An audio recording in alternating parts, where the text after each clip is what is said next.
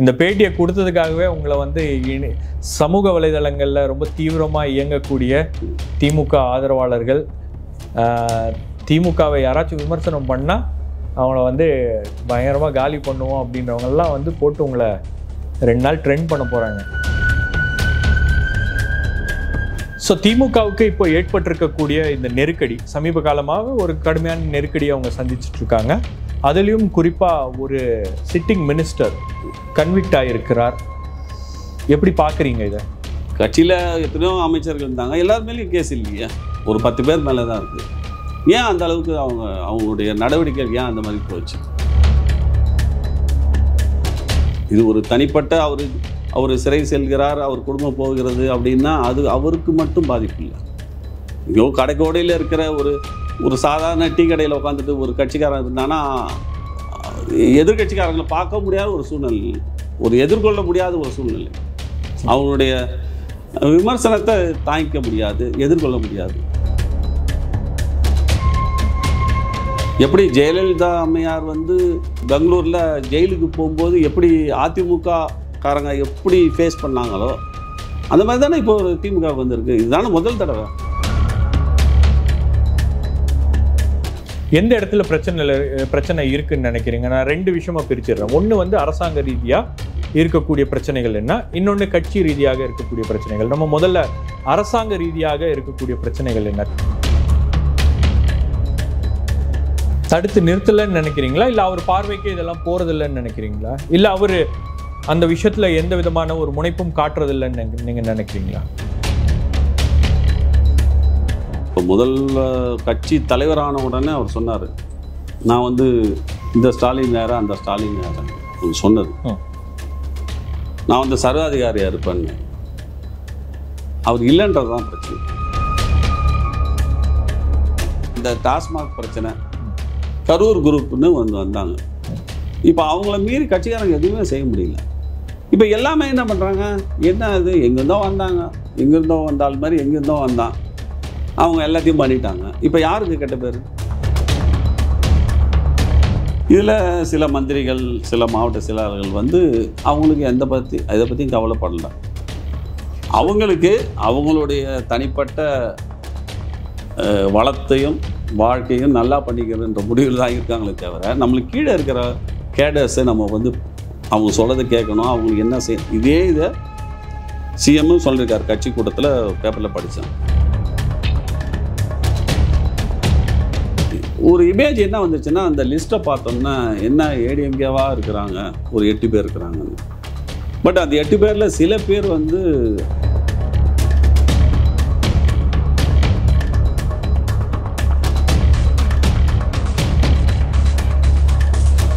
வணக்கம், இது ஏன் என்ற கேள்வி. நான் ஷபீர் அஹ்மத். முன்னாள் அமைச்சர் பொன்முடி கன்விக்ட் ஆகி அவருக்கு 3 வருட தண்டனை சென்னை உயர்நீதிமன்றம் கொடுத்திருக்கிறது. இது திமுகவுக்கு ஒரு மிகப்பெரிய பின்னடைவாக அமைந்திருக்கிறது. ஒரு சிட்டிங் மினிஸ்டர் வந்து கன்விக்ட் செய்யப்பட்டிருக்கிறார் ஒரு ஊழல் வழக்கில் அப்படின்னும் போது அது பெரிய அளவுக்கு ஒரு பின்னடைவை ஏற்படுத்தும், அரசியல் ரீதியாகவும் சரி. அதே போல் ஆட்சியில் இருக்கும்போது ஒரு சிட்டிங் மினிஸ்டர் வந்து கன்விக்ட் ஆகியிருக்கார் அப்படின்றது ஒரு மிகப்பெரிய விஷயமாக பார்க்கப்படுகிறது. ஸோ திமுகவில் பல்வேறு விதமான பிரச்சனைகள், பல்வேறு விதமான சலசலப்புகள் உள்ளே ஏற்பட்டிருக்கு. திமுக ஆட்சி மீது ஏற்பட்டிருக்கக்கூடிய விமர்சனம், சமீபத்தில் இந்த ஃப்ளட் டைமில் கூட பெரிய அளவுக்கு விமர்சனம் அப்படின்றது ஏற்பட்டிருக்கு. இதெல்லாம் வந்து ஏதோ ஒரு இடத்துல ஏதோ ஒரு பிரச்சனை இருக்குது, ஆட்சியிலும் ஒரு பிரச்சனை இருக்குது, கட்சியிலும் ஒரு பிரச்சனை இருக்குது அப்படின்ற பேச்சுக்கள் திமுகவிலேயே பரவலாக இருக்கிறது. இதை பற்றி யாரும் வெளிப்படையாக திமுகவிலேருந்து பேசுவாங்க அப்படின்னு நம்ம எதிர்பார்க்க முடியாது. பட் திமுகவுக்கு வெளியே திமுகவை ஆதரித்து கொண்டிருக்கக்கூடிய அனுதாபிகள் பலரும் இருக்கிறார்கள். அவங்க பல்வேறு சமயங்களில் இதை பற்றி பேசியிருக்கிறார்கள். ஆனால் அதெல்லாம் வந்து செவி சாய்க்கக்கூடிய இடத்துல திமுக தலைமை இருக்கான்னா அது ஒரு மிகப்பெரிய கேள்வி. இன்னைக்கு இந்த ஷோவில் நம்மளோட திமுகவுடைய முன்னாள் அமைப்பு செயலாளர் திரு கல்யாண சுந்தரம் அவர்கள் இணைந்துள்ளார். அவர் நீண்ட காலமாக திமுகவுடைய பல பொறுப்புகளில் இருந்திருக்கிறார். இப்போ அமைப்பு செயலாளர் அப்படின்றது ஒரு பெரிய பவர்ஃபுல் போஸ்ட் திமுகவில். அவர் இருந்த காலகட்டங்களில் அறிவாலயத்தில் நீங்கள் உள்ளே நுழையணுன்னா அவரை பார்த்துட்டு தான் போகணும். அந்த அளவுக்கு வந்து அறிவாலயமே வந்து அவருக்கு ஒரு வீடு மாதிரி அவர் வந்து அங்கிருந்து திமுகவுக்காக பணிகளை செய்து கொண்டிருந்தார். கட்சியிலிருந்து ஒரு 10 ஆண்டுகளுக்கு முன்னால் திமுக தலைவர் கலைஞர் அவர்களால் வெளியேற்றப்பட்டார். சில காரணங்களுக்காக அவர் சில கோரிக்கைகளை முன் வச்சார், அதை ஏற்றுக்கொள்ள முடியவில்லை அப்படின்னு அவரை வெளியேற்றிட்டாங்க. பட் இன்னமும் அவர் வந்து திமுகவுடைய தீவிர ஆதரவாளராகவே இருக்கிறார். வேற எந்த கட்சிக்கும் போகலன்னு நினைக்கிறேன், அல்லது அவர் அப்ரோச் பண்ணியிருப்பாங்க. பட் எனக்கு தெரியல அவர் போனாரா இல்லையா, அந்த அந்த ஒரு தாட் அவருக்கு வந்துச்சா இல்லையா அப்படின்றது தெரியல. பட் இன்னைக்கு நாம் அவரை சந்திச்சு பேச போகிறோம். திமுக ஆட்சியிலும் திமுக கட்சிக்குள்ளும் இருக்கக்கூடிய பிரச்சனைகள், அதோடைய நிலை என்ன அப்படின்றது தான் இந்த வாரம் ஏன் என்ற கேள்வியில் நம்ம பார்க்க போகிறோம். வணக்கம் சார். வணக்கம். 10 வருஷம் ஆயிடுச்சு, இன்னும் வந்து கருப்பு சட்டையும் திமுக கரைவேட்டியும் தான். வேற எந்த கட்சிக்கும் போற மனநிலையெல்லாம் இல்ல. அப்ரோச் பண்ணாங்களா? பண்ணாங்க. எப்படி விட்டுருப்பாங்க உங்களை? ஒரு ஒரு ஒரு கட்சியில இருந்து கேட்டாங்க. பிஜேபியா? இல்ல இல்ல இல்ல இல்ல சரி, அது ஒரு வேற ஒரு கட்சி. நீங்க வந்து அங்க பார்த்த மாதிரியே நீங்க எங்களுக்கு கட்சியும் கொஞ்சம் பண்ணி கொடுங்க அப்படின்னாங்க. அந்த மாதிரி எண்ணமே கிடையாதுங்க. நான் இது வேலை கிடையாது, இது வந்து என் உணர்வோட சேர்ந்தது. அதனால் திமுகவிலேருந்து வேற கட்சிக்கு போகிற எண்ணம் எனக்கு கிடையாது அப்படின்னு சொல்லிட்டேன். ஸோ திமுகவுக்கு இப்போ ஏற்பட்டிருக்கக்கூடிய இந்த நெருக்கடி, சமீப காலமாக ஒரு கடுமையான நெருக்கடியை அவங்க சந்திச்சுட்டு இருக்காங்க. அதுலேயும் குறிப்பாக ஒரு சிட்டிங் மினிஸ்டர் கன்விக்ட் ஆகியிருக்கிறார். எப்படி பார்க்குறீங்க இதை? இது ஒரு பின்னடைவா? வருத்தமான செய்தி தான். அண்ணன் பொன்முடி அவர்களுக்கு இது வந்து ஒரு தண்டனைன்ற போது மிக மிக வருத்தமான செய்தி. ஆனால் சட்டம் அதனுடைய வேலையை செய்யும்போது நாம் அதற்கு மேலே ஒன்றும் செய்ய முடியாது. இந்த நிலைமை உருவாகியிருக்கக்கூடாது. இந்த மாதிரி நிலைமையை உருவாக்குறது யார் என்பது தெரியும், அவங்களுக்கே தெரியும். இந்த நிலைமையில் இந்த மாதிரி ஒரு பிரச்சனையை உருவாக்குறது காரணமாக இருந்திருக்கக்கூடாது. ரெண்டாவது, எனக்கு ஒரு இது என்னன்னா, அவர் தவறு செய்தார் என்று தீர்ப்பு வந்திருக்கிறது. ஆனால் பாவம் அவருடைய மனைவி அவரும் சேர்ந்து ஒரு சிறை செல்ல வேண்டிய அவசியம் ஏற்பட்டு விட்டது. அது நினைக்கும் போது எனக்கு ரொம்ப கஷ்டமாக தான் இருக்குது. எனக்கு ரொம்ப நெருக்கமான அண்ணன், என் மீது ரொம்ப பாசமாக இருப்பார். இப்படிப்பட்ட சூழ்நிலையை தவிர்த்திருக்க வேண்டும் என்று தான் நான். எப்படி தவிர்த்திருக்க முடியும்னு நினைக்கிறீங்க? நீங்கள் அவர் மீது ஒரு ஊழல் வழக்கு இருக்கு. இல்லை, அதுதான், அந்த மாதிரி பிரச்சனையை தலையிட்டு இருக்கக்கூடாது இல்லையா? அது மாதிரி பிரச்சனையை ஏற்படாமல் பார்த்துருக்கணும் இல்லையா? அது அவங்க தானே பார்த்துக்கணும். அப்படி ஒரு பொய் வழக்குன்னு நம்ம நினைக்கும் போது அது வந்து சரியான சட்ட ஆலோசகர் பெற்று சட்டத்தில் நம்ம எதிர்கொண்டு அதை வந்து அதில் வந்து வெளியே வந்திருக்கணும். ஏதோ ஒரு இடத்துல சரியா அதை ஹேண்டில் பண்ணலன்னு நினைக்கிறீங்க? இருக்கலாம், அப்படி கூட இருக்கலாம். ஆனால் நான் சொல்றது என்னன்னா, ஒரு ஒரு ஒரு குற்றச்சாட்டுக்கே ஆளாகாமல் இருந்திருக்கணும் என்பதுதான் என்னுடைய கருத்து. பட் பலர் மீது குற்றச்சாட்டுகள் இருக்கே. எல்லாத்தையும் தான் சொல்றேன் நான். கட்சியில் எத்தனையோ அமைச்சர்கள் இருந்தாங்க, எல்லார் மேலேயும் கேஸ் இல்லையா? ஒரு 10 பேர் மேலே தான் இருக்குது. ஏன் அந்த அளவுக்கு அவங்களுடைய நடவடிக்கைகள் ஏன் அந்த மாதிரி போச்சு? இப்போ கட்டுப்பாடு இல்லாமல் போயிருச்சுன்னு நினைக்கிறீங்களா? ஒரு கட்டுப்பாடு இல்லாமல் இருக்குன்னு நினைக்கிறீங்களா? கட்டுப்பாடுன்னு சொல்ல முடியாது, ஒரு தனிப்பட்ட நடவடிக்கைகள் அந்த மாதிரி போயிடுச்சு. இது வந்து அண்ணன் பொன்முடிக்கு மட்டும் பாதிப்பு இல்லை. இது ஒரு தனிப்பட்ட அவர் சிறை செல்கிறார், அவர் குடும்பம் போகிறது அப்படின்னா அது அவருக்கு மட்டும் பாதிப்பு இல்லை. இங்கோ கடைக்கோடையில் இருக்கிற ஒரு சாதாரண டீ கடையில் உட்காந்துட்டு ஒரு கட்சிக்காரன் இருந்தானா எதிர்கட்சிக்காரங்களை பார்க்க முடியாத ஒரு சூழ்நிலை, ஒரு எதிர்கொள்ள முடியாத ஒரு சூழ்நிலை. அவங்களுடைய விமர்சனத்தை தாங்கிக்க முடியாது, எதிர்கொள்ள முடியாது. அது ஒரு பெரிய பிரச்சனை. அதனால் என்ன பாதிப்பு வரும்னா, கட்சி மேலேயே ஒரு ஒரு ஒரு லேசான சலிப்பு. என்ன இந்த மாதிரி பண்ணுறாங்க, இதுக்கு போய் நம்ம எப்படி ஓட்டு கேட்கணுமோ அப்படின்ற ஒரு சூழ்நிலை உருவாகுமோன்றது நான் ஒரு பயம் இருக்குது. எனக்கு ஒரு அந்த கவலை இருக்குது. கட்சிக்காரங்க அவ்வளோ ஒரு வேகமாக ஒரு உள்ளுணர்வோட எலெக்ஷன் வேலை பார்ப்பாங்களான்றது ஒரு சந்தேகம் வரலாம். அந்த நிலைமை வரலாம். அந்த நிலைமை வரலாம்ன்றீங்க?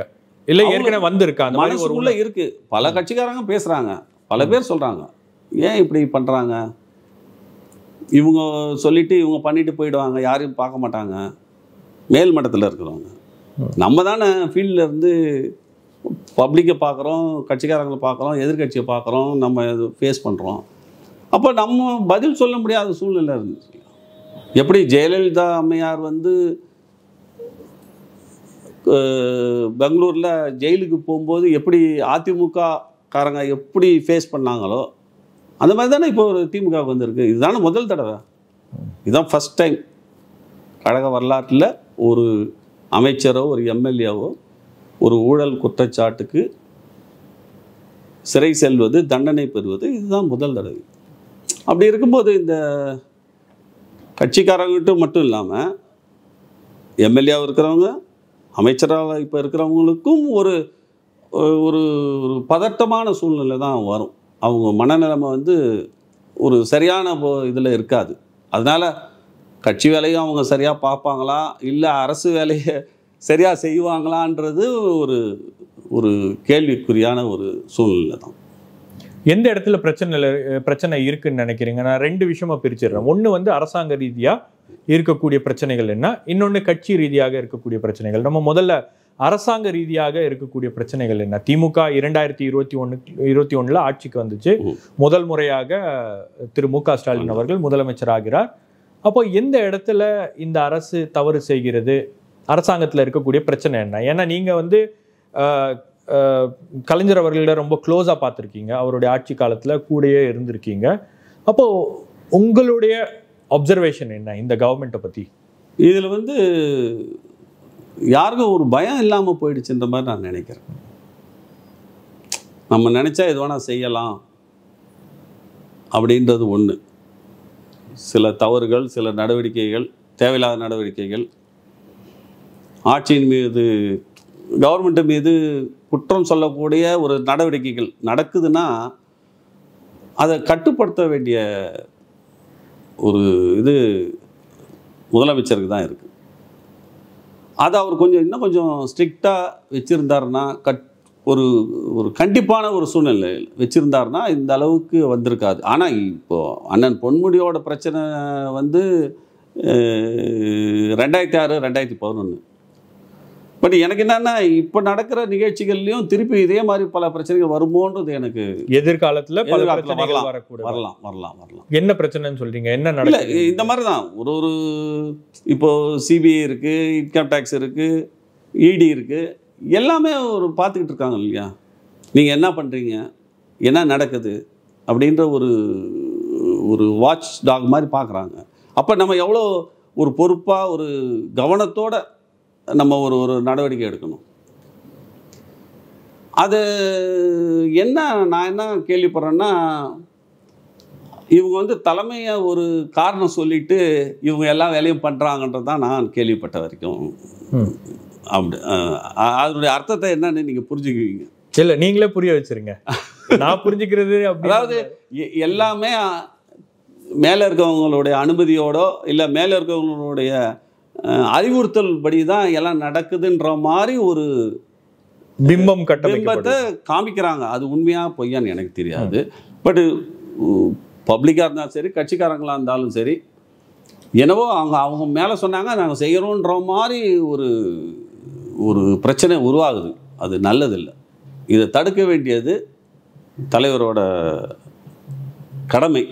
கட்சியை காப்பாற்றணும்னா இதெல்லாம் ஒரு தடுத்து நிறுத்தலைன்னு நினைக்கிறீங்களா? இல்லை அவர் பார்வைக்கு இதெல்லாம் போகிறதில்லைன்னு நினைக்கிறீங்களா? இல்லை அவர் அந்த விஷயத்தில் எந்த விதமான ஒரு முனைப்பும் காட்டுறதில்லைன்னு நீங்கள் நினைக்கிறீங்களா? முதல்ல நான் இது மூலமாக அவருக்கே ஒரு வேண்டுகோளை வைக்கிறேன். தயவு செய்து அறிவாலயத்துக்கு தினம் வாங்க. தினம் கட்சிக்காரங்களை பாருங்கள். மாவட்ட செயலாளர், ஒன்றிய செயலாளர், கட்சிக்காரங்க யார் வந்தாலும் பாருங்கள். அப்படி பார்க்கும்போது என்னன்னா பல செய்திகள் உங்களுக்கு வந்து சேரும். வெறும் ஐஎஸ் இன்டெலிஜென்ஸை வச்சுக்கிட்டு இல்லை நம்மளுக்கு சாதகமாக சொல்கிற ஆளுங்களை வச்சுக்கிட்டு கருத்துக்களை வாங்குறதுன்றது அவ்வளோ சரியே இல்லை. பல அமைச்சர்களோ பல மாவட்ட செயலாளர்களோ பார்க்க முடியாத சூழ்நிலை இருக்கிறதா நான் கேள்விப்படுறேன். அது வந்து கலைஞர் வந்து அவர் தலைவராக இருந்தப்போ காலையிலையும் சாயந்தரமும் வந்து கண்டிப்பாக வருவார். எதிர்கட்சியாக இருந்தால் 2 தடவை வருவார். ஆளுங்கட்சியாக இருந்தால் 1 தடவை கண்டிப்பாக வருவார். வீட்லேயும் பார்ப்பார், வீட்டில் யார் வேணால் பார்ப்பார். அந்த ஒரு சூழ்நிலை உருவாக்குனாலே கட்சிக்காரங்களுக்கு ஒரு தெம்பு வந்துடும், ஒரு உற்சாகம் வரும். பட் அண்ணன் சிஎம் என்ன நினைக்கிறாங்கன்னு நான் கேள்விப்பட்டேன்னா, ஏதாவது ஒரு ஆப்ளிகேஷன் வருவாங்க, நான் எப்படி அதுக்காக அவர் அவாய்ட் பண்ணுறாரோன்றதான் நான் கேள்விப்பட்டது. அதில் அந்த மாதிரி அவாய்ட் பண்ண வேண்டியது இல்லை. என்ன நியாயமாக செய்யணுமா செய்யுங்க, செய்ய முடியாதுன்னு சொல்லிவிடுங்க. இதனால் என்ன ஆகுதுன்னா ஒரு பிளாங்கெட் ஒரு கேட் போட்ட மாதிரி ஆகிடுது. ஒரு கருத்து வந்து சேர மாட்டேங்குது. அவருக்கு கருத்து சேர்ந்தால் தானே அதில் எது தப்பு எது ரைட்டுன்னு கேட்க முடியும். அது ஒரு ஒரு பிரச்சனை இருக்குது. ரெண்டாவது 2-3 குரூப் இருந்து வேலை பார்க்குறாங்கன்ற மாதிரி சொல்கிறாங்க. பவர் சென்டர்ஸ் அந்த மாதிரி இப்போ இங்கே பிரச்சனைனா அங்கே போயிடுறது, அங்கே பிரச்சனைனா இங்கே வந்துடுறது அப்படின்ற மாதிரி சொல்கிறாங்க. பட் அது கூட அவர் கொஞ்சம் கண்ட்ரோல் பண்ணி வைக்கணும். கண்ட்ரோல் பண்ணி வைக்கணும்னா எதுக்காக? கட்சிக்காக தான். அதே மாதிரி பரவலாக பத்திரிகையாளர்களும் சரி பப்ளிக்கிலும் சரி இந்த அரசாங்கம் வந்து அதிகாரிகள் மூலமாக நடக்கிறதா ஒரு பேச்சு நடக்குதா இல்லைன்னு எனக்கு தெரியாது. இல்லை, அது வெளிப்படையாக எல்லாரும் பேச ஆரம்பிச்சிட்டாங்க. அதை தான் சொல்கிறேன். நான் நேரடியாக சாட்சி கிடையாது. பட் வந்த செய்திகள் பார்க்கும்போது ஏன் சொல்கிறேன்னா ஒரு திட்டத்தை அறிவிக்கிறாங்க, ஒரு 2 நாளில் அதனுடைய விமர்சனம் அதிகமானதுன்னா அதை திரும்ப வித்ரா பண்ணிக்கிறாங்க. அது மாதிரி பல திட்டங்கள் பல பிரச்சனைகள். இந்த பிரச்சனை வரும்போதே இது சரியாக இருக்காதுன்னு நினைக்கும் போதே ஒன்று அனௌன்ஸ் பண்ணிட்டா ஸ்ட்ராங்காக நிற்கணும், நின்று அதை நிறைவேற்றணும். பப்ளிக் அதை ஒரு அகைன்ஸ்டாக இருந்தால் கூட அவங்கள கன்வின்ஸ் பண்ணணும். கலைஞர் அந்த மாதிரி தான் பண்ணுவார்.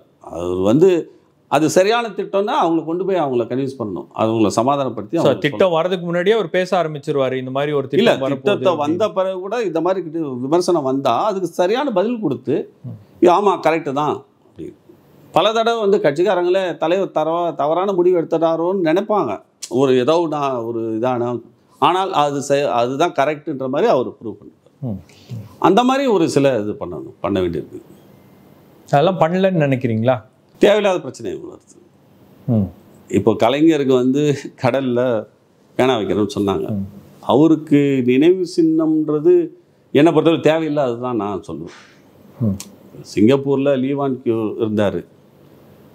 அவர்கிட்ட ஒரு தடவை கேட்டாங்க, உங்களுக்கு ஒரு சிங்கப்பூரை இந்த அளவுக்கு ஒரு கீழே 0லேருந்து மேலே எங்கேயோ உலகத்திலே பெரிய நாடாக கொண்டு வந்துட்டீங்களா, உங்களுக்கு ஒரு நினைவு சின்னம் வைக்கணும். அப்போ அவர் சொன்னார், இந்த சிங்கப்பூரே என்னுடைய நினைவு சின்னம் தான். அதனுடைய அர்த்தம் என்ன?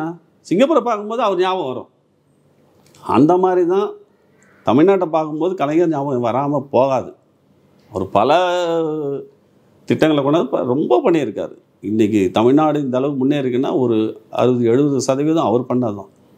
அப்படி இருக்கும்போது இது ஒரு வைக்கும்போதே தெரியும் இந்த மாதிரி ஒரு விமர்சனம் வரும்னு தெரியும். அதை ஏன் வச்சாங்க, வைக்கிறதுக்கு போனாங்க, பெர்மிஷன் வாங்கினாங்க, அப்புறம் பல பிரச்சனைகள் வந்தது, அதிலே வந்துட்டாங்க. வைக்கணும் முடிவுனா வச்சிட வேண்டியதானே, யார் சொன்னா என்ன? இப்போது திருவண்ணாமலையில் இந்த விவசாயிகளை குண்டாஸ் அதெல்லாம் யார் சொல்லி நடக்குதுன்னு தெரியும். விவசாயிகளுக்காக போராடுகிற திமுகவில் வந்து விவசாயிகள் குண்டாஸில் போடுறாங்கன்னா அதிலும் ஒருத்தருக்கு இன்னும் வெளியே வரலன்னு நினைக்கிறேன். அருள், அதுக்கு அண்ணன் மதிப்புக்குரிய அமைச்சர் அண்ணன் ஏவா வேலு அவர்கள் 1 சென்ட் நிலம் கூட இல்லை, அவங்க எப்படி வந்து போராடலாம் அப்படின்னு கேட்குறாரு. நான் என்ன கேட்குறேன், நீட்டுக்கு நம்ம போராடுறோம் இல்லை, நம்ம வீட்டில் பிள்ளைங்கள்லாம் நீட்டில் எக்ஸாம் எழுதினால தான் நம்ம போராடுறோம்னா. ஸ்ரீலங்காவில் சிலோனில் வந்து இலங்கை தமிழர் பிரச்சனை நடக்குது, அதுக்கு நம்ம ஏன் போராடுறோம்? நம்ம இலங்கை தமிழர் இல்லை. பொள்ளாச்சியில் பாலியல் பிரச்சனை வந்தது, சகோதரி கனிமொழி போய் போராட்டம் நடத்தினாங்க, அவங்களுக்கு என்ன பாதிப்பு அதில்? அப்போ பாதிக்கப்பட்டவங்க தான் ஒரு போராட்டம் நடத்தணும்னா இது என்ன மாதிரியான ஒரு சிந்தனைன்னே தெரிய மாட்டேங்குது. இல்லை, அந்த சிந்தனை தானே பிரச்சனை. இப்போ அந்த சிந்தனையில தான் வந்து பல அமைச்சர்கள் இருக்கிறார்கள். ஏற்கனவே திமுக மீது இருக்கக்கூடிய விமர்சனம் என்னன்னா, திமுக ஆட்சிக்கு வந்த உடனே 2006லேருந்து 2011 வரைக்கும் இருந்த விமர்சனமே வந்து எல்லா அமைச்சர்களும் தங்களை தாங்களே குறுநில மன்னர்களாக அவங்க வந்து நினச்சிக்கிட்டாங்க, அவங்க வந்து அப்படி செயல்படுறாங்க. ஸோ அது வந்து ஒரு பெரிய பிரச்சனையாக அதுதான் இன்னும் அது தொடருதுன்னு நினைக்கிறீங்களா? அந்த மனநிலையோட நினைக்கிறீங்களா? இப்போ முதல் கட்சி தலைவரான உடனே அவர் சொன்னார், நான் வந்து இந்த ஸ்டாலின் வேற அந்த ஸ்டாலின் வேற சொன்னது, நான் வந்து சர்வாதிகாரியாக இருப்பேன்னாரு. அவர் இல்லைன்றது தான் பிரச்சனை. அவர் சர்வாதிகாரம் ஆகணும். அது ஒரு ஜனநாயக கட்சியில நீங்க சர்வாதிகாரியாக சர்வாதிகாரி எப்படின்னா நீங்க வந்து கொடுமைப்படுத்துற சர்வாதிகாரிகள், நல்ல சர்வாதிகாரி இருக்காங்கல்ல. சர்வாதிகாரமே தப்பு கிடையாது, அப்படி கிடையாது. சில நேரத்துல சில விஷயங்களை நம்ம வந்து செஞ்சுதான் ஆகணும். இப்போ ஒரு அமைச்சர் மேல ஒரு பிரச்சனை வருதுன்னா உடனே எடுக்கணும்ல. அது சர்வாதிகாரம்னு சொல்லலாம், இல்ல நல்ல நடவடிக்கைன்னு சொல்லலாம். பிரச்சனையை அட்ரஸ் பண்ணணும், இமீடியட்டா பிரச்சனையை ஃபேஸ் பண்ணணும், பிரச்சனையை எதிர்கொள்ளணும், அதுக்கு ஒரு முடிவு கட்டணும். அப்பதான் அது சரியாகும்.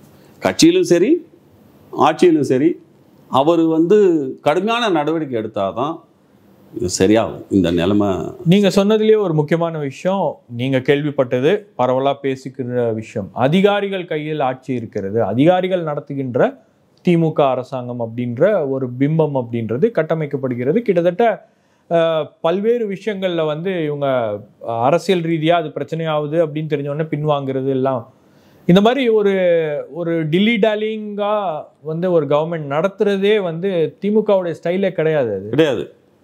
இப்ப எந்த இடத்துல அவர் தப்பு பண்றாரு? அவர் வந்து நீங்க 1000 சொல்லலாம் அதிகாரிகள் இல்ல, நான் கேட்கிறேன் 1000 நீங்க விமர்சனம் வைக்கலாம், அதிகாரிகள் இப்படி பண்ணிட்டாங்க, கட்சிக்காரங்க இப்படி பண்ணிட்டாங்க, அமைச்சர்கள் இப்படி பண்ணிட்டாங்கன்னு. பட் பழியும் பாவமும் யாருக்கு வரும்? முதலமைச்சருக்கு தானே வரும். அவர் தானே அவருடைய கண்டிப்பா வரும். அப்ப அவர் எந்த இடத்துல தப்பு பண்றாரு நீங்க? அவர் தப்புன்னு சொல்ல முடியாது, அவரு நம்பிடுறாருன்னு நினைக்கிறேன். ஒரு அதிகாரி ஒருத்தர் வந்து சொன்னார்னா அதிகாரி சொன்னா சரியா இருக்கும், கட்சிக்காரங்க சொன்னா சரியா இருக்குன்ற மாதிரி ஒரு மனநிலை இருக்கா என்னன்னு தெரியல அவர்கிட்ட. இப்போ இந்த Salem modern theatres selfie matter, அந்த மேட்ரு இதை பெருசாகுனது அந்த கலெக்டர். பிரச்சனை வந்து கேட்கலாம், யாராக இருந்தாலும் கேட்கலாம், இந்த மாதிரி இடம் கொடுக்குறான்னு கேட்கலாம், கொடுக்கலன்னா விட்டுடணும். அப்போ அதிகாரி வந்து ஓவர் அட்வான்டேஜ் எடுத்து ஓவர் ஆக்டிங் பண்ணுறாங்க. எதுக்காக? சிஎம் கிட்ட நல்ல பேர் வாங்கிறதுக்கா? இப்போ என்ன நிலைமையில் கொண்டு வந்து விட்டாங்க? அந்த கலெக்டர் இன்னும் அடுத்த மாதம் வேறு எங்கேயா போயிடுவார், வேறு டிபார்ட்மெண்ட் போவார், வேறு வேலைக்கு போயிடுவார். அங்கே இருக்க கட்சிக்காரங்க யார் எப்படி ஃபேஸ் பண்ணுவாங்க? இதை எப்படி பக்குவமாக முடிக்கணுன்றது வந்து ஒரு பிரச்சனை இருக்கு இல்லையா? அது ஏன் அந்த மாதிரி ஒரு பிரச்சனையை தொடராங்க, அது ரிவர்ஸ் ஆகுது, பூமராங் ஆகுது, உடனே அதை அப்படியே விட்டுடுறாங்க. அதை ஆரம்பிக்கும் போதே அந்த முன் யோசனையோட சில விஷயம் செய்யணும். இல்லை, உங்களுக்கு அப்படி நீங்க முன் யோசனையோட செய்யணும் அப்படின்னு சொன்னா கூட பல விஷயங்கள் தவறா போயிருக்கு. எவ்வளவு அதிகாரிகள் வந்து தண்டிக்கப்பட்டிருக்காங்க. அதுதான் இப்ப நான் என்ன சொல்றேன், அதே அம்மையார் ஜெயலலிதா இருக்கும் போதோ அல்லது கலைஞர் கருணாநிதி இருக்கும் போதோ ஒரு தவறு நடந்துச்சுன்னா அந்த அதிகாரி வந்து அதற்கு பொறுப்பாவாரு, அவர் மீது நடவடிக்கை இருக்கும். இந்த அரசாங்கத்துல பெரிய அளவுக்கு ஒரு நடவடிக்கை கூட அதுதான் சொல்றேன். ஏன் எடுக்கல? ஏன்னா நான் கேட்கிற கேள்வி நீங்க கேட்டா ஏன் எடுக்கல நீங்க தான் சொல்லணும். ஏன் எடுக்கல எனக்கு தெரியாது, எடுக்கணும் தான் நான் சொல்றேன். ஒரு சின்ன உதாரணம், செந்தில் பாலாஜி எலக்ட்ரிசிட்டி மினிஸ்டர், மின் அமைச்சராக வந்தார். எண்ணூர் போனார், எண்ணூர் தெர்மல் ஸ்டேஷன் போனார். 2 லட்சம் டன் காணும்னு சொன்னார். என்ன நடவடிக்கை இது வரைக்கும் எடுத்திருக்கிறாங்க? யார் மேலே எடுத்தாங்க? அரசாங்கம் வந்தோன்னா, ஆட்சி வந்தோன்னா 1 மாதத்தில் எல்லா தப்பு பண்ண அமைச்சர்கள் மேலே நடவடிக்கை எடுப்பாங்க. அதில் ஒரு முன்னாள் அமைச்சர்கள். ஆமாம், அது ஒரு சிலதான் நடந்திருக்கு, சிலது நடக்கலை. கொடநாடு கேஸில் நான் நிச்சயமாக எல்லாம் என்ன நினச்சிட்டு இருந்தோம், உண்மையான குற்றவாளி யாரோ அரெஸ்ட் பண்ண போகிறாங்கன்னு நினச்சோம். யாருன்றதை கூட ஒரு ஊடகமாக பொதுமக்கள் பேச ஆரம்பித்தாங்க. ஏன் அந்த கேஸ் இன்னும் இழுத்துக்கிட்டே போகுது? இவ்வளோ தூரம் இழுக்க வேண்டிய அவசியம் இல்லை. ஏன் அது? அப்போது பொதுமக்களும் சரி கட்சிக்காரங்களும் இது என்ன நடக்குதுன்னு யாரும் புரிய மாட்டேங்குது.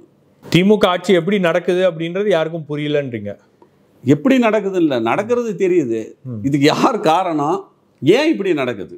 ஏன் இப்படி நடக்குதுன்னா அதுக்கு முதலமைச்சர் தான் பொறுப்பு. அதுதான் அவர் வந்து நான் நினைக்கிற வரைக்கும் என்னுடைய கருத்து என்னன்னா, அவர் வந்து அதிகாரிகளை ரொம்ப நம்பிடுறாரு.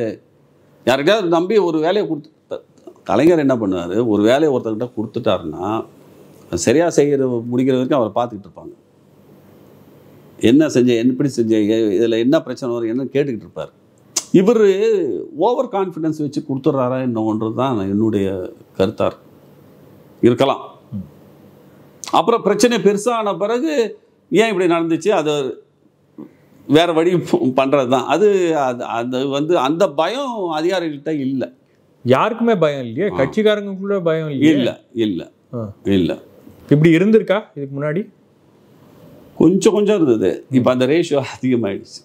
இல்லை, பொதுவாக திமுக ஆட்சிக்கு வந்த உடனே அவங்க யாருக்கும் பயப்பட மாட்டாங்க அது அப்படின்ற அது இருக்கு, ஜெனரல் இம்ப்ரெஷன் இருக்கு. அது இருக்கு. இப்போ அது ஒரு நாமா மாறிடுச்சு. இல்லை, இப்போ அது என்ன ஆச்சுன்னா கட்சிக்காரங்களே அவங்களுக்கே தெரியாம ஒரு சூழ்நிலை வந்துருச்சு. இப்போ கட்சிக்காரங்களை விட ஒரு பவர்ஃபுல்லாக வேற ஒரு சக்தி வெளியிலேருந்து வர்றவங்க, ஒரு ஒரு ஒரு பவர்ஃபுல் ஒரு குரூப்போ இல்லை ஒரு ஏஜென்சியோ இல்லை ஒரு ஒரு ஒரு மாதிரியான ஒரு ஆளுங்களோ வந்து இதில் யாருன்னு வெளிப்படையாக சொல்லிடுங்க யாரு என்னன்னு.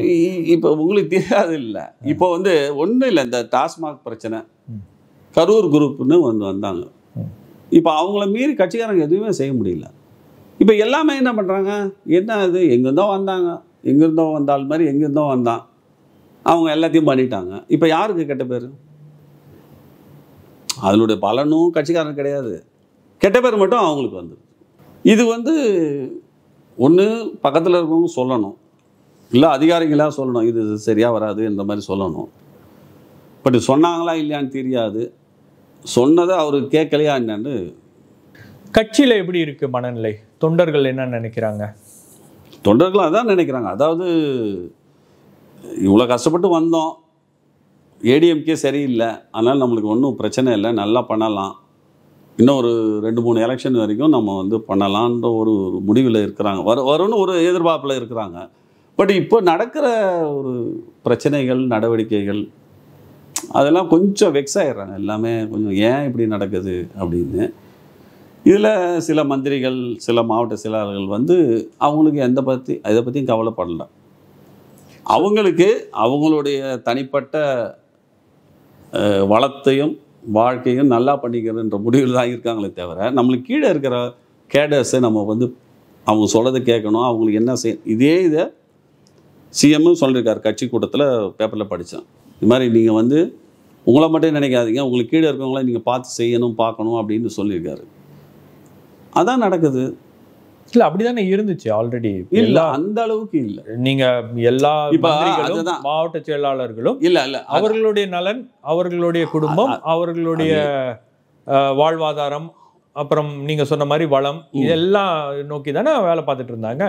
இப்போ திடீர்னு என்ன தொண்டர்கள்லாம் இல்லைங்கிறீங்க. அப்போ என்னன்னா, அவர் கலைஞர் இருக்கும்போது ஒரு எதிர்கோஷ்டி ஒன்று சொல்லும், இந்த மாதிரி பண்ணுறாங்க, இது மாடு சேவை பண்ணுறாரு, மந்திரி இந்த மாதிரி பண்ணுறாரு, எம்எல்ஏ அப்படி பண்ணுறாருன்னா கூப்பிட்டு கேட்பாரு. அப்போது உங்கள்கிட்ட ரெப்ரசன்ட் பண்ணுறதுக்கு ஒரு ரூம் இருந்துச்சு, ஒரு ஸ்பேஸ் இருந்தது.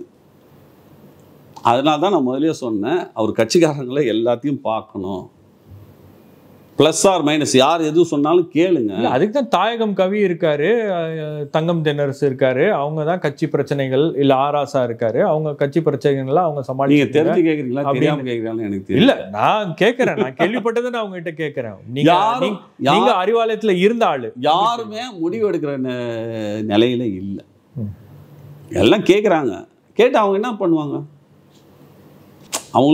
அவங்க என்ன முடிவு எடுக்க முடியும்? சரி, தலைவரை கேட்டு சொல்கிறேன்னு வாங்க, அவ்வளோதானே. அதுதான் பிரச்சனைகள் காரணம். உங்ககிட்ட யாராச்சும் பேசுகிறாங்களா கட்சி ஆட்கள்? என்ன சொல்கிறாங்க? அவங்களோட எல்லாம் இதே தான் சொல்கிறாங்க, என்ன நடக்குதுன்னு தெரியல, நாங்களாம் அறிவாலை பார்க்க போகிறதில்ல,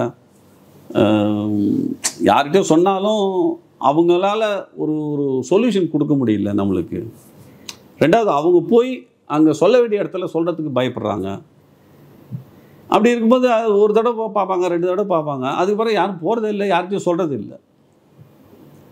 யாரும் எங்கேயும் போய் எந்த கருத்தையும் எந்த ஒப்பீனியன் எந்த இதுவுமே யார்கிட்டையும் சொல்கிறது இல்லை. பொதுவாக ஒரு இயற்கை பேரிடர் வருது, ஒரு ஃப்ளட் வருது, அல்லது வேறு ஏதாச்சும் ஒரு சம்பவம் நடக்குது அப்படின்னா கட்சிக்காரங்க முதல்ல ரோட்டில் இறங்கிடுவாங்க. இந்த வாட்டி கவுன்சிலர் எங்கே அப்படின்ற கேள்வி தான் பல இடங்களில் வந்துச்சு. கட்சிக்காரங்க ஏன் வரல, கவுன்சிலர் வரல, எம்எல்ஏ வரல, கட்சிக்காரங்களும் வரல, எங்களை எல்லாம் கைவிட்டாங்களா அப்படின்ற அளவுக்கு வந்துருச்சு. கட்சியுடைய நடவடிக்கை இருக்கு அப்படின்னா ஆட்சியில் இருக்கக்கூடிய குழப்பங்கள், ஆட்சிக்கு இருக்கக்கூடிய அந்த பிரச்சனைகள்லாம் வந்து அது கட்சி ரீதியாகவும் பாதிக்குதுன்னு நினைக்கிறீங்களா? இல்லை, இப்போ அது அந்த கீழ்மட்டத்தில் கவுன்சிலர்ஸ் அவங்கெல்லாம் வராது காரணம் என்னன்னா, அவங்க வந்தாங்கன்னா ஒரு செலவு இருக்குது. ஒரு தெருவில் போனாங்கன்னா ஒரு அரிசியோ பருப்பு கொடுக்கணும், பால் கொடுக்கணும், இதெல்லாம் கொடுக்கணும். அவங்க எங்கேருந்து கொடுப்பாங்க? அவங்ககிட்ட என்ன இது இருக்குது? அவங்க என்ன நினைக்கிறாங்க, கவர்மெண்ட்டு கொடுக்கும், கவர்மெண்ட் வந்து கொடுக்கட்டும், அது வரைக்கும் நம்ம வெயிட் பண்ணுவோம் அப்படின்ற மாதிரி அவங்க நினைக்கிறாங்க. இதில் அதுக்கு கீழே இருக்க கட்சிக்காரங்க என்ன நினைக்கிறாங்க, கவுன்சிலர் தானே இருக்காரு, அவர் போகட்டும், நம்ம வந்து மக்கள்கிட்ட வந்து அமைச்சர் இருக்காரு, அமைச்சர் வந்து சம்பாதிச்சிருக்காரு, அவர் பார்த்துப்பாரு. ஆமாம், மாவட்ட செயலர் இருக்காரு, மாவட்ட செயலர் அவர் பார்த்துப்பாருன்னு அமைச்சர் நினைப்பாரு. இப்போ எனக்கு மனசு இருந்தாலும் என்னால் செய்ய முடியாத சூழ்நிலை இருக்குல்ல. பப்ளிக் என்ன போனோன்னே என்ன கேட்பாங்க, எனக்கு இது கொடு அது கொடுன்னு தானே கேட்பாங்க. இப்போ அப்படி பழகிட்டோம் நம்மளை, பப்ளிக்கை வந்து பொதுமக்களை நம்ம அப்படி பழகிட்டோம். ஒரு வெள்ளத்தில் இருக்கிறாங்கன்னா நம்ம போனோன்னே ஏதாவது ஒரு நிவாரண ஒரு உதவி செய்யணும்னு அவங்க எதிர்பார்க்குறாங்க. அப்படி இருக்கும்போது அந்த பொருளாதார வசதி இல்லாதவங்க எப்படி போய் ஃபேஸ் பண்ண முடியும்? சும்மா வார்த்தையில் நீங்கள் இருங்க நாங்கள் பார்த்துக்கிறோம் போய் அதில் பிரயோஜனம் இல்லை. அதனால தான் இந்த கேப்பு வந்துடுது. இது போகாமல் இருக்கிறதுனால இன்னும் பிரச்சனை அதிகமாகுது. பிரச்சனையை ஃபேஸ் பண்ண முடியலன்றதுனால, இப்போ சொன்னேன்ல, பிரச்சனையை ஃபேஸ் பண்ணணும், ரைட் ஆர் ராங் நீங்கள் ஃபேஸ் பண்ணுங்கள். ஒரு நாள் ஃபேஸ் பண்ணுங்கள், ரெண்டாவது நாள் பேசுங்க, அப்புறம் சரியாயிடும். இவங்க ஒரு தடவை போனாலே நம்ம ஏதோ மாட்டிக்க போகிறோம்னு நினச்சிக்கிட்டு போகாமல் இருக்கிறதுனால பிரச்சனை பெருசாகிக்கிட்டே போய் எங்கே போகுதுன்னா மேலே வரைக்கும் போகுது. டிஎம்கே கவர்மெண்ட் சரியாக செய்யலை அப்படின்ற மாதிரி ஒரு ஒரு அதுக்கு எதிர்கட்சிங்க ஏடிஎம்கே இருக்கிறாங்க, பிஜேபி வந்து அதை வந்து பெருசாக்குறாங்கல்ல, ஆர்எஸ்எஸ் இருக்குது, மக்களே பேசுகிறாங்களே. அதாங்க, இப்போ ஒருத்தர் பேசுகிறத நான் 4 பேர்கிட்ட போய் சொல்லுவேன், அது அப்படியே பரவுது இல்லை, அதுக்கு இடம் கொடுக்கக்கூடாதுல்ல. நம்ம இந்த நிலை தொடர்ந்தால் என்ன ஆகும் அப்படின்றது கேள்விக்கு முன்னாடி, அமைச்சர்கள் மீது கோபம் இருக்கிறதா கட்சிக்காரங்களுக்கு? சில பேர் மேலே இருக்குது. என்ன கோபம்? அவங்க போனால் சரியாக கவனிக்கிறதில்ல, சரியாக செய்யறதில்ல, என்ன நியாயமாக செய்யணுமோ அதை கூட நம்ம செய்யாமல் இருக்கிறாங்க சில பேர். எல்லாத்தையும் நம்ம சொல்ல முடியாது, சில பேர். அது ஒன்று இருக்குது. ரெண்டாவது, ஒரு இமேஜ் என்ன வந்துச்சுன்னா, அந்த லிஸ்ட்டை பார்த்தோன்னா என்ன ஏடிஎம்கேவாக இருக்கிறாங்க, ஒரு 8 பேர் இருக்கிறாங்கன்னு.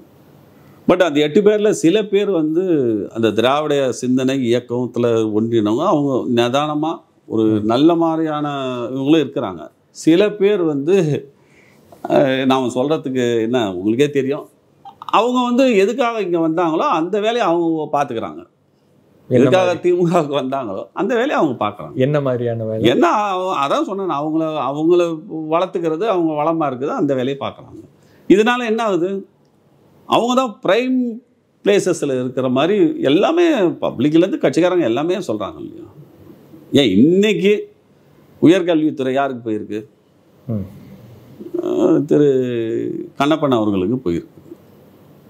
அப்போ என்ன நினைக்கிறாங்க, அவர் நல்லா செய்கிறாரா தப்பாக செய்கிறாரா நம்ம சொல்கிறதுக்கு நான் இல்லை. பட்டு கட்சிக்காரங்களை என்ன நினைக்கிறாங்க, என்ன ஏன் அவருக்கு போகுது, ஏன் நம்ம கட்சியில் எத்தனை பேர் இருக்கிறாங்க? சரி, நான் என்ன கேட்குறேன், அவர் திமுகவுக்கு வந்ததுக்கு பிறகு கூட ஒரு அதிமுகலேருந்து வந்தார் அப்படின்ற அந்த டேகோட தான் அவர் இன்னும் இருக்கார் திமுகவில் இருந்தால் கூட. அதுதான் சொல்கிறேன், அவர் மாற்றிக்கணும், அவருடைய நடவடிக்கைகள் மாற்றி திமுக தான் அப்படின்ற ஒரு இமேஜை உருவாக்க வேண்டியது அவருடைய கடமை. பட் அதை பண்ண தவறிட்டாங்கன்னு நினைக்கிறேன். இல்லை, சில பேர் அந்த மாதிரி இருக்கிறாங்க, சில பேர் இருக்கிறாங்க.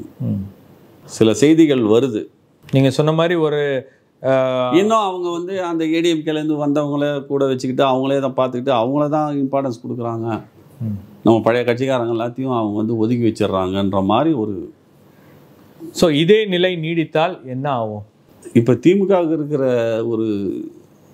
ஒரு சாதகமான சூழ்நிலை என்னன்னா, எதிரிகள் அவ்வளோ பலமாக இல்லை. அதிமுகவோ பிஜேபியோ மற்ற எந்த கட்சியுமே அவங்க அந்த அளவுக்கு ஒரு மக்கள்கிட்ட போய் ஒரு பிரச்சனையை சொல்லி திமுக கூட ஓவர்லுக் பண்ணி மேலே வந்து ஒரு ஆதரவு பெறுற அளவுக்கு அவங்களால முடியாது. இப்போ இருக்கிற அவங்களுக்கு இருக்கிற சூழ்நிலை அது வந்து திமுகவுக்கு சாதகமான சூழ்நிலை. இது நிலைமை நீடித்தா கூட ஒரு எலெக்ஷன் வரும்போது சரி அவங்க யாரும் சரியில்லை திமுக ஓட்டு போடலாம், அப்படி தான் இப்போ இருக்கிற நிலைமை. பட் முதல்ல திமுக வரணும்னு ஓட்டு போட்டவங்க விட இப்போ இருக்கிறதுல திமுக பரவாயில்ல அப்படின்னு ஓட்டு போகிறது தான் ஒரு பேட்டர்ன் வரும்னு நான் நினைக்கிறேன். பட் கட்சிக்குள்ள என்ன ஆகும்? நீங்கள் கவர்மெண்ட் வந்துருச்சுன்னா கட்சியை பற்றி யார் கவலைப்படுறா? கட்சி அப்படியே தானே போயிட்டு இருக்கோம். ஆட்டோ பைலட்டில் போயிட்டு எதிர்கட்சி ஆகும்போது தானே கட்சியோட பிரச்சனை வெளியே வரும். இப்போ ஒரு ஒரு ஒரு மாவட்டத்தில் ஒரு மாவட்ட செயலாளர் இருக்கார், எம்எல்ஏவாக இருக்கார், இல்லை மந்திரியாக இருக்கார், இல்லை எம்எல்ஏவாக இருக்கார், இல்லை வெறும் மாவட்ட செயலாளர் இருக்கார். அவர் சில தப்பு பண்ணுறாருன்னா யார்கிட்ட போய் சொல்லுவீங்க? ரூலிங் பார்ட்டியாக இருக்கும்போது இது எதுக்கு அவர்கிட்ட போய் பிரச்சனை? நம்ம போய் ஏதாவது ஒரு வேலைக்கு போவோம் வருவோம், அவர் உதவி வேணும், அவரை எதிர்த்து கூடாதுன்னு நினைப்பாங்க. அதனால அமைதியாக போவாங்க. எதிர்கட்சியாக வரும்போது தானே இந்த பிரச்சனை மேலே வரும், பிரச்சனை அதிகமாகும். ஸோ ஒரு தேர்தலில் ஒரு தோல்வி அப்படின்னு வரும்போது தான் இந்த பிரச்சனைகள்லாம் அப்போ தான் எல்லா பிரச்சனையும் வரும். எல்லா பிரச்சனையும் அப்போ தான் வரும். பட் இமீடியட்டாக நீங்கள் அட்ரஸ் பண்ணணும், முதலமைச்சர் இந்த விஷயங்கள்லாம் கவனிக்கணும்னா என்ன விஷயங்கள் நினைக்கிறீங்க? ஜென்ரலாக அவர் கொஞ்சம் ஸ்ட்ரிக்டாக இருக்கணும்.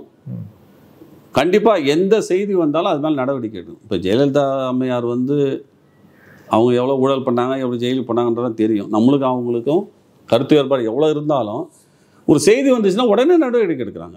அது தப்பா ரைட்டா அதை பற்றிலாம் இல்லை. இந்த டிஜிபி நட்ராஜ் இருந்தார்ல, உடனே எடுத்தாங்க. அவர் ஏதோ பேட்டி கொடுத்தாரு, நான் இல்லைன்னா சரி சேர்த்துக்கிட்டாங்க, அவ்வளோதான். அப்போ என்ன ஆகுதுன்னா அந்த ஒரு சிக்னல் எங்கே போகுதுன்னா எல்லாருக்கிட்டும் ஒரு பயம்.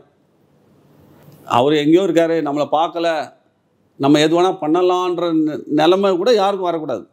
சரி, அந்த மாதிரி தான் இருக்குது. அவர் எங்கேயோ இருக்காரு, நம்ம என்ன வேணால் பண்ணி தப்பு பண்ணால் கூட பேசிக்கலாம் அப்படின்ற மனநிலையில் தானே அதிகாரிகளும் இருக்காங்க, கட்சிக்காரங்க. அதுதான் அந்த மனநிலை மாறணும்ல.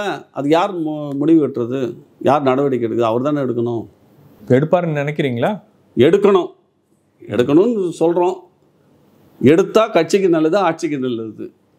இந்த பேட்டியை கொடுத்ததுக்காகவே உங்களை சமூக வலைதளங்களில் ரொம்ப தீவிரமாக இயங்கக்கூடிய திமுக ஆதரவாளர்கள், திமுகவை யாராச்சும் விமர்சனம் பண்ணால் அவங்கள பயங்கரமாக காலி பண்ணுவோம் அப்படின்றவங்கெல்லாம் போட்டு உங்களை 2 நாள் ட்ரெண்ட் பண்ண போகிறாங்க. தாராளமாக பண்ண துரோகி, இல்லை எதிராக பேசிட்டீங்க அப்படின்னு. துரோகின்னா எப்படி? நான் 10 வருஷம் கட்சியில் என்னை நீக்கி வச்சுட்டாங்க, ஆனால் நான் திமுக தான். என்ன எப்படி துரோகின்னு சொல்ல முடியும்?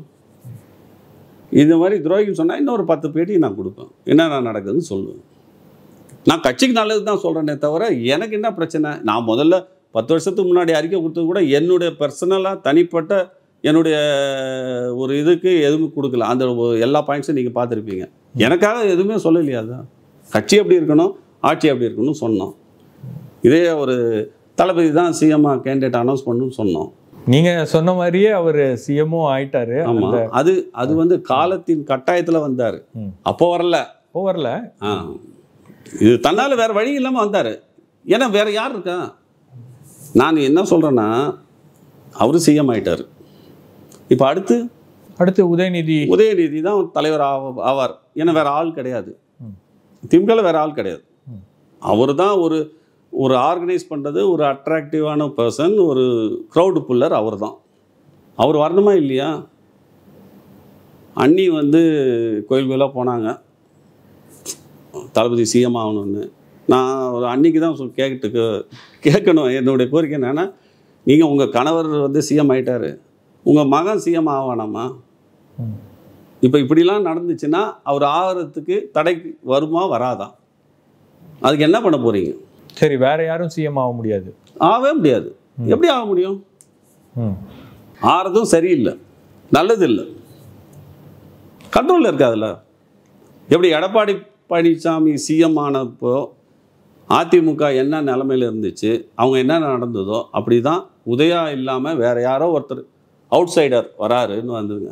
அப்போ அதுதான் நடக்கும். ஃப்ரீ ஃபார் ஆல் இல்லை. பட் விமர்சனத்தை வைப்பாங்கல்ல, இப்போ ஒரே குடும்பத்தை சேர்ந்தவர், ஒரே தலைமை பதவிக்கு வரணும். அதனால என்ன, தலைவராக ஏற்றுக்கிறதுக்கு கட்சிக்காரங்க இருக்காங்க, ஓட்டு போகிறதுக்கு பொதுமக்கள் இருக்காங்க, மற்றவங்களுக்கு என்ன வேலை? நீங்கள் இன்னொரு விஷயம் பேசும்போது சொன்னீங்க அறிவாலயத்துக்கு வரணும் அப்படின்னு. அது ஏன் முதலமைச்சர் அறிவாலயத்துக்கு வரணும், கட்சிக்காரங்களை பார்க்கணும்? ஆமாம், கண்டிப்பாக பார்க்கணும். நான் அப்போ தான் சொல்கிறேன். நான் என்ன சொல்கிறேன்னா, பல செய்தி உங்களுக்கு வரும், நேரடியாக வரும். அப்போ ஒரு இன்ட்ராக்ஷன் இருக்கும். கட்சிக்காரனுக்கு நம்ம ஒரு வேலைக்கு போகிறோம்னா நடக்குதோ நடக்கலையோ அவரை பார்த்து சொன்னோம், சரிப்பா பார்க்கலாம், நான் முடிஞ்சாலும் செய்கிறேன், அவ்வளோதான், முடிஞ்சு போச்சு. அவன் தைரியமாக போவான்ல. ஒரு சந்தோஷம், ஒரு 50% நம்ம வந்த வேலை முடிஞ்சுது, அவர் முயற்சி செஞ்சார் கிடைக்கல அப்படின்ட்டு போவான்ல. அந்த ஒரு மன நிறைவை ஏன் கொடுக்க மாட்டேன்றீங்க? அந்த வாய்ப்பு ஏன் கிடைக்க மாட்டேங்குது கட்சிக்காரங்க? இதுக்கு முன்னாடி அந்த மாதிரி இருந்திருக்கு இல்லையா? இல்லை, தலைவர் இருந்த வரைக்கும் அவர் பார்த்துருவார். அறிவாலயமும் வந்துடுவார் டெய்லி. ஆமாம், கலைஞர் அவர் டெய்லி காலையிலும் சாயந்தரம் வருவார். எதிர்கட்சியாக இருந்ததுன்னா, ஆளுங்கட்சியாக இருந்ததுன்னா சாயந்தரம் கண்டிப்பாக வருவார். பார்ப்போம். உங்களுடைய கருத்துக்களை பகிர்ந்து கொண்டமைக்காக ரொம்ப நன்றி. இந்த வாய்ப்பு நன்றி. எனக்கு தெரியாது, இந்த பேட்டியை கொண்டு போய் போட போகிறேன். அதுக்கப்புறம் என்ன விமர்சனங்கள் வரப்போகுது, எப்படிப்பட்ட விமர்சனங்கள் வரப்போகுதுலாம் தெரியல. உங்களை திட்டுவாங்க. ஸோ அதெல்லாம் அதுதான் இந்த கருப்பு சட்டை போட்டிருக்கிறேன். கருப்பு சட்டை போட்டாலே நீங்க எந்த விமர்சனம், அவங்களும் கருப்பு சட்டை போட்டிருக்காங்க. அதே கருப்பு சட்டை போட்டு திட்டுறவங்களும் நாங்க திமுக ஆதரவாளர்கள், அதே கருப்பு சட்டை போட்டு நான் திமுக கொள்கையை உடைய, சுயமரியாதை உள்ள, பகுத்தறிவுடைய, கடவுள் மறுப்பு கொள்கை உடைய திமுக.